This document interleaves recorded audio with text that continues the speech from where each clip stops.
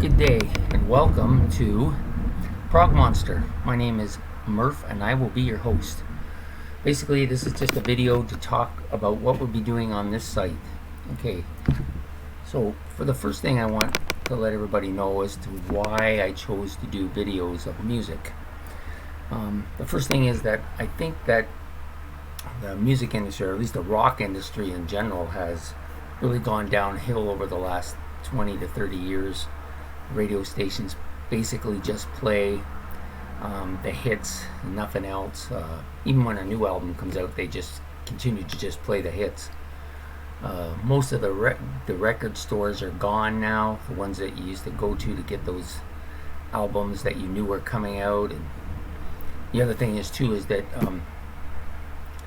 a lot of albums aren't even produced anymore. The span between when this album produced and their next album is usually quite long now because of the internet. So many people downloading this stuff from the internet. People generally, their taste has just turned to hit songs, but that's a casual music fan. You know, this site is going to be more for the music lover or obsessionist, if you prefer. And I like to think of myself as being somewhere between those two. Anyways, just a brief history about myself. I was born in the 60s. My first encounter with music was my parents. They always sang in the car, pretty much country western songs or folk songs as we would call them now. At that time I just knew them as songs everybody sang in my family. So after a time, I met a kid in school. We became friends, and I spent half the time at his house and he spent half the time at my house. And he liked his mother bought him a small phono player. Back then we just called it a record player, and the first album she got him was one from her work, which was a K-Tel special. I think it was called Hits from the 50s, and it had songs on it like A Little Bit of Soap and General Custard and Alley Oop and that kind of stuff. And you know, so I preferred that over the country stuff I was listening to. So we would listen to that, and we looked around and found more 50 stuff and listened to that. And I don't know how long that went on for. Not for very long, I don't think. Long enough to get me a little bit interested.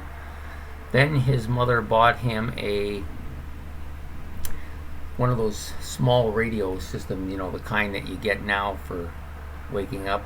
It's got an alarm on it and all that. So she bought him this one. It was an AM FM one, and I don't think the FM worked too well on it, or we just didn't get the reception, because we just basically listened to the AM radio, and we would get some of the songs that were coming out at the time.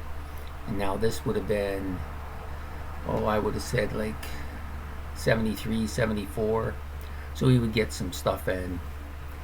He also got a small tape recorder at the same time and got some blank cassettes, and we would tape what we heard from the radio right onto it. Really low quality, scratchy, monotone, barely able to make out some of the stuff, but boy, it was great fun. You know, one of the CDs we made was the one I most remember, is the one that had You Sexy Thing by Hot Chocolate, and some Casey and the Sunshine Band, and there was one song on the album that really caught me, and that was the song by Bachman Turner Overdrive called Quick Change Artist. That song was the first real rock song, or modern day rock song, if you prefer a classical rock song, that really got my interest. And we wore that song out on the tape. Anyways, it went on for, I don't know how long that went on for. It went on for a while, and then one time we were listening to the radio and they played a song that I'd never heard before. It was much heavier and darker and more up-tempo and faster beat. And at first I thought, it can't be BTO, it doesn't really sound like them. But we didn't know who it was, so we just played it a lot. And then one day my parents moved from where we were living to a place up on a main street. It's called the Queensway. It was in Etobicoke in Toronto's West End. And we were part of a complex. We lived in an apartment above a store, and about 3 or 4 stores down there was a record store there, a used record dealer. And when I saw that, I was immediately wanted to go in there. And I went in and I looked and I saw this album he had on display at the front. It was almost like superheroes on the cover. It was so like gripping. I just looked the album over and I was excited. And I saved my allowance for a couple weeks and I went and bought this album. It was $5.99 or whatever it was. And anyways, that album was Kiss Alive. That's what started it for me. That's what started my whole journey to where I am now. That was my first album, and I became a huge Kiss fan. My walls were papered with their posters. I pretty much lived and breathed them every day, and I listened to that. And then I eventually got Destroyer and Rock and Roll Over and Love Gun, which all came out in the next couple of years. And then I went back in the catalog and got the other three. The Kiss album, Destroyer, Just to Kill, and Hotter Than Hell. And I wore those albums out. I played them so much. And you know what? I wouldn't actually listen to any other music. That's all I wanted to listen to. For about 2 or 3 years that went on. From about 75, maybe to the late 77, early 78. And then my friend, who was always introducing me to new stuff, got this album, and it was a yellow album. When you took it out of the sleeve, it had a vinyl. The vinyl was yellow. It was a limited edition, and at the time, I'd never seen anything like that. The album was called Pieces of 8 by Styx, and that's really when I started to branch out. I started thinking, you know what, there's more music out there than just Kiss, which surprised me, and this album was amazing. I loved it. We wore that out, and I bought my own copy, and I wore that out too, and then it started going on from there to other bands like Queen and Van Halen, other stuff like that, more rocky stuff. And that's about where I was at that point in time. And then my friend was a huge fan of this band he'd seen on TV, and he said, "Oh, they're on TV tonight." So we went and we watched it, and it was a band called Rush, and they played. I know they played Closer to the Heart, and I think the other song they may have played was A Farewell to Kings. This was in 77 some point in time, and I remember thinking, wow, these guys are really different, you know, and I don't know about the way they look either. They don't really look like rock stars to me, so I really didn't get into them. I thought they were a little bit different, but I remembered them, you know. So then the next summer I was somewhere, I think it was at the library, and I found a copy of a Rush album called Fly By Night, and I was just enthralled with the cover. It was amazing. So I took the album home and I played it several times, and remember thinking, this stuff is different. It's not anything like anything I've listened to. I liked the song Anthem almost immediately, but the rest of the song, I wasn't sure about it, you know. But I did like it, but I wasn't sure whether it was maybe too much for me. So anyways, it went back to the library, and I didn't think about it again for a while, and we went on, continued to play the kind of bands we liked. You know, Kiss was at the top still for me, but other bands were making an impact too.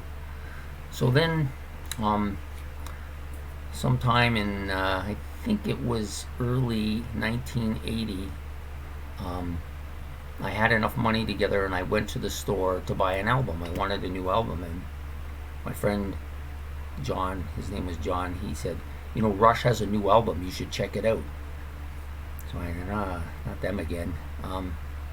Anyways, I bought this album. It was called Permanent Waves, and I took it home, and immediately that was it. They were the band, right? I just listened to that. I wore that album completely out,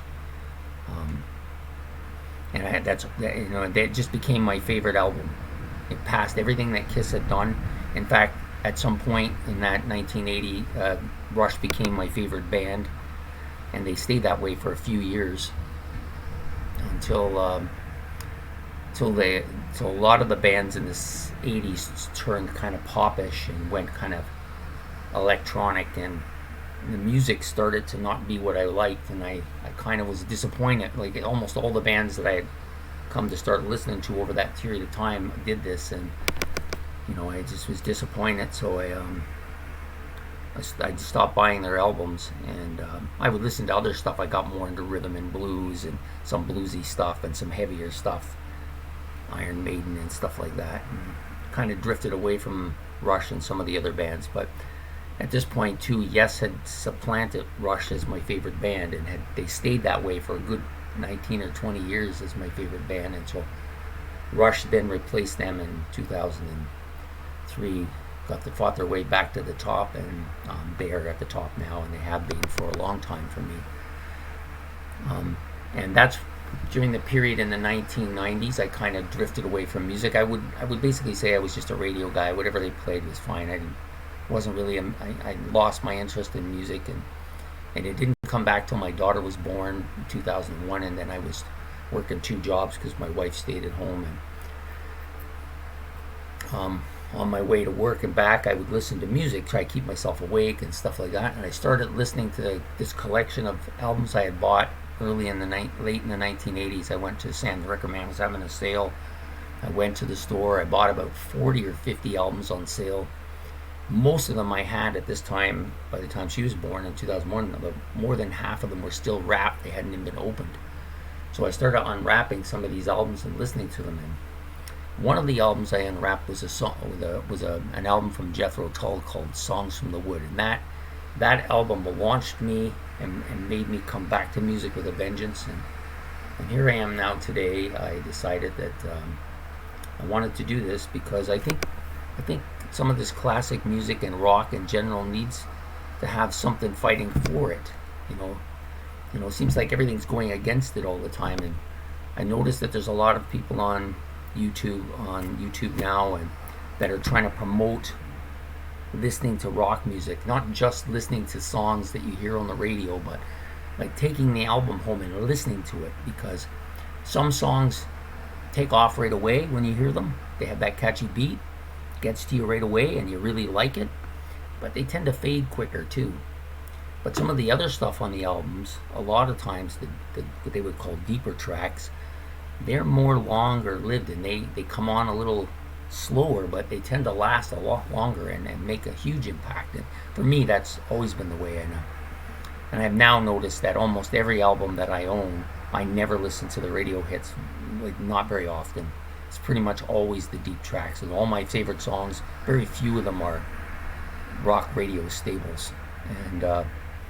And I think that's because the longer you listen to an album, the more you hear, Anyways, so my goal here is basically to promote, well, I wouldn't say promote, that sounds like I'm trying to push something, and I'm not.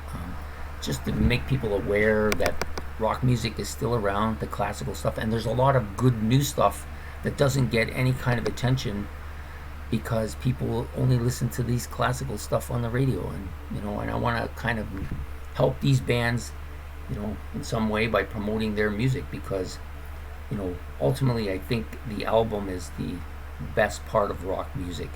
It's what makes the band legendary. It's what gives the band longevity. It's what people come to remember the band as. Some bands are much better live. Bands like The Who and Kiss are much better live than other bands, but I think it's just, you can really come to appreciate a band's abilities and music by listening to the entire album, because they put a lot of work into them. There are some groups and some albums where there's quite a bit of filler, but there are some albums that are just classical, like they're just classics. So for me, I have basically a rating system. I have my master albums, my number ones, my number twos, and my number threes. Number 4, there's no number 4 or nothing below number 3. I just call them unrated. And what that really means to me is that they haven't done anything or done something for me enough for me to rate them yet. I may listen to them, they may be around for a long time. I've got several in my Rush catalog that are like that I just don't feel anything for them, but I don't discount them. They may eventually come on. That's happened with 1 or 2 of their albums, where it's, at some point in time it just comes on and becomes something I really like. And so I always keep the door open for these albums to make an appearance and, change my mind about them. There are some groups I just simply will never never listened to or like. I just don't have any affinity for them. And for me, the album is the big thing. And the big thing too about albums is that what's necessarily my favorites and what I call classical or masterpiece albums may not fit that mold with you, because those albums came out at a time or a specific part of my life where they had an emotional impact and thus stuck with me more than maybe they ordinarily would if they come out at a different time, right? But anyways, so again, my name's Murf, and this is Prog Monster. Primarily, we'll be talking about progressive rock, but there are other genres of music I like. I like blues. I like hard rock. I even like some heavy metal. I even like some pop music. I also like some music from a totally different genre altogether. Like I like the crooners from the 40s and 50s, but we won't be talking too much about that here. It's basically a rock station, and that's what I want to focus on. And we'll be doing some album rankings, some look back at some classical albums, maybe a review or two of something specific that's come out that I think I want to talk about, get your feedback on it. Also, I would like to do some lists of my favorite songs from that group or this group, maybe some favorite guitar players, stuff like that. And it'll go along. We'll see how it goes as we go. But for now, I'm going to start with the ranking of the ranking thing, which I will do on my next video.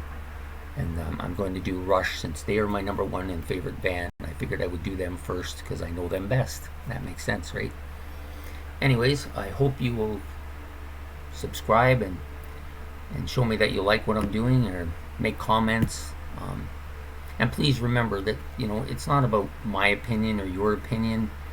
It's about talking about the music. That's what's important, because I want to keep rock alive. I want to keep the music industry, I want to bring it back. I want to be part of that. And the best way to do that is to talk. And it gets exciting when you're talking to somebody who really knows something about how you feel about this song or that song or this album or that album or this band or that band.